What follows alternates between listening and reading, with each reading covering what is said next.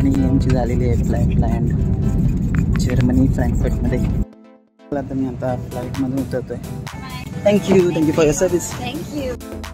Okay, तर माझं इकडे सिक्युरिटी चेक पण झालेलं आहे. आता मी चाललो आहे माझ्या गेटला.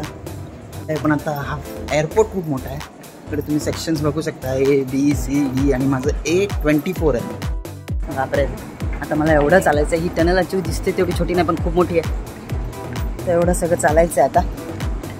चला, तरी बरं माझा लेओव्हर मोठा आहे. 1:30ची फ्लाईट आहे म्हणून चालतं.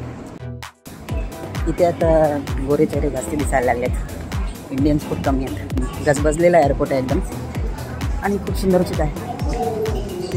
आणि आता मला दिसते A24